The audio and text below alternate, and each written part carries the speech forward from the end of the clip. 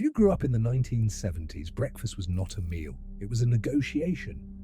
You stood in the cereal aisle staring up at boxes taller than you were, and you picked your cereal the way other people pick a religion. Total, unshakable loyalty. And there's a very good chance the one you loved most doesn't exist anymore. The mascot is gone. The formula is gone.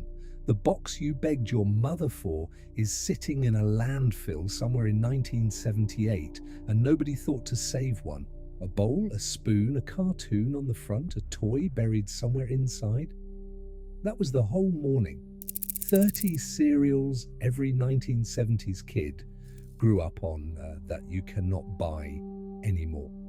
And number one isn't even a cereal, and it's the one that's actually going to get you. Number 30, Quisp. The pink alien with the propeller beanie sold a crunchy corn cereal and a rivalry that defined Saturday morning. Quisp against his enemy Quake, and kids picked a side like it mattered. You remember choosing your team before you could even read the whole cereal aisle. Number 29, Quake.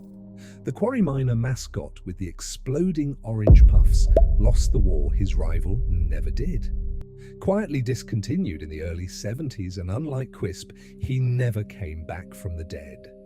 Number 28, Freakies. 7 odd little creatures living in the Freakies tree, each with their own personality on the box. And a whole mythology, a cereal company built just to sell you sugar. Gone by the late 70s, and an entire generation still argues about which Freaky was their favorite. Number 27, Frankenberry, Count Chocula, and Boo Berry. You could buy all 3 any month of the year, not just October. Now they're locked behind a 5-week Halloween window, and the year-round version you grew up with simply doesn't exist anymore. Number 26, Fruit Brute. The werewolf nobody remembers until you say the name out loud, and then it floods back. Lime-flavored, fruity, gone by the early 80s, and one of the truest ghosts of the cereal aisle. Number 25, King Vitamin, the crown, the cape, the corny grin on the box.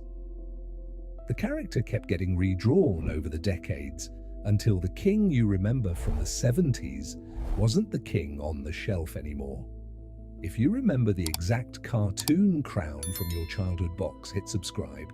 This channel exists for people chasing memories nobody else seems to have. Number 24, Baron von Redbury and Sir Greatfellow. 2 rival World War I flying aces, each with his own cereal, each with a tiny plastic biplane hidden inside. They lasted barely 2 years, and today the toy alone sells for real money to collectors. Number 23, Crazy Cow. Pour the milk in and it turned chocolate or strawberry right in the bowl, like a magic trick at 6 in the morning. The mascot cow is gone, and so is the trick. Number 22, Punch Crunch and Vanilla Crunch. Captain Crunch's Tropical Punch and Vanilla cousins, both discontinued by 1980, both remembered by nobody except the people who actually ate them. Number 21, John Lafoot's Cinnamon Crunch. A pirate stealing Cap'n Crunch's cereal became his own cereal, which is either genius or nonsense, and either way it's been gone for decades. Number 20, Grins and Smiles and Smirks and Laughs. 4 different shapes, 4 different flavors, 1 box, one of the strangest cereal ideas of the decade, and one of the shortest lived. Most people who ate it have forgotten the name entirely. Number 19, Rice Crinkles. A rice cereal with a cartoon mascot you can almost picture and can't quite name, sold through the 70s and quietly retired without anyone noticing it was gone. Number 18, OJ's. Little orange rings that were supposed to taste like orange juice for breakfast.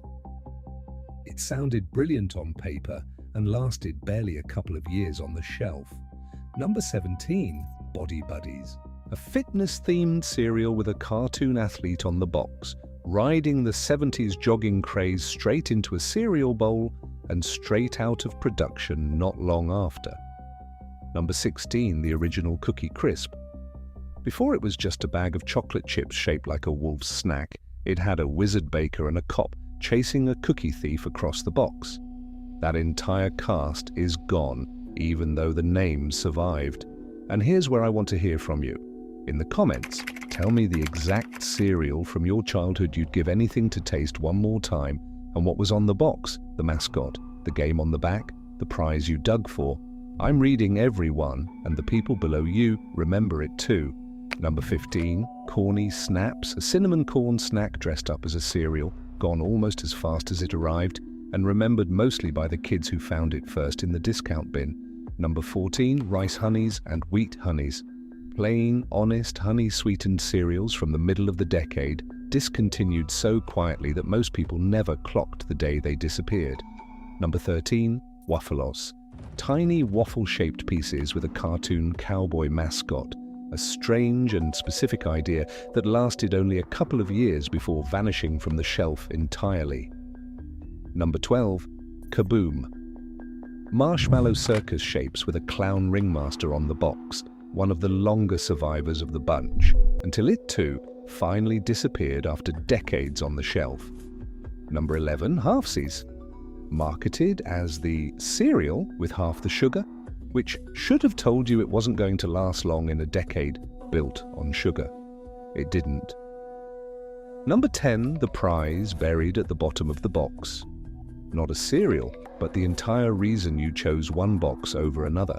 You'd plunge your arm in up to the elbow or just upend the whole box onto the table while your mother yelled from the other room, hunting for a plastic ring or a tiny car that mattered more than anything the cereal actually tasted like. Number 9, the maze on the back of the box. Every box was also a toy.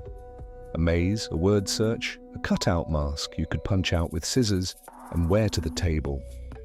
You read the back of the box more than you read anything assigned to you in school that week. Number 8, the Saturday morning commercials. Cartoons sold the cereal, and the cereal sold the cartoons, and the two were so tangled together that you couldn't separate the show from the sales pitch, and you didn't want to. Number 7, the sugar itself. These cereals had more sugar in one bowl than would ever be allowed on a shelf without a warning label today. The recipes you grew up on were quietly reformulated out of existence long before anyone explained why. Number 6, the regional and store brand knockoffs. Every part of the country had its own version of the big names, sold cheaper, tasting almost right, and gone the moment the local grocery chain that carried them closed or got bought out. Number 5, the mascots who got retired without a goodbye. Some got redrawn, some got renamed, some just stopped showing up on the box one year, and nobody ever told you why your favorite cartoon character wasn't there anymore. Number 4, the box top mail-away offers. You cut out the top of the box, taped some change to an order form, and mailed it away for a ring, a patch, or a flexi-disc record, then checked the mailbox every single day for 6 to 8 weeks like your life depended on it. Number 3, the size of the box itself. A family-size box cost less than a couple of dollars and fed you for a week and a half. Somewhere along the way, the boxes got smaller, and the price climbed past what a week of your allowance used to cover. So gradually you almost didn't notice it happening. Number 2, the cereal aisle itself, the way it used to be. Tall boxes, loud colors, a cartoon on every single one shouting for your attention, and you standing there deciding your whole morning based on which mascot you liked best that week. That aisle, the one you remember, doesn't exist in any store anymore. Number 1. And here's the one that isn't really about cereal at all. The reason a grown adult can still describe the exact shade of pink on a quiz box 50 years later isn't the cereal. It's that the cereal was sitting on the table on a morning when your mother was making lunch in the next room, when the whole day hadn't happened yet, when a plastic ring from the bottom of a box was the best thing that could possibly happen to you before 8 in the morning. The cereal is a door. On the other side of it is a kitchen that doesn't exist anymore, with people in it who might not be here now, and a version of you who had nothing to worry about yet. That's why the box still gets you.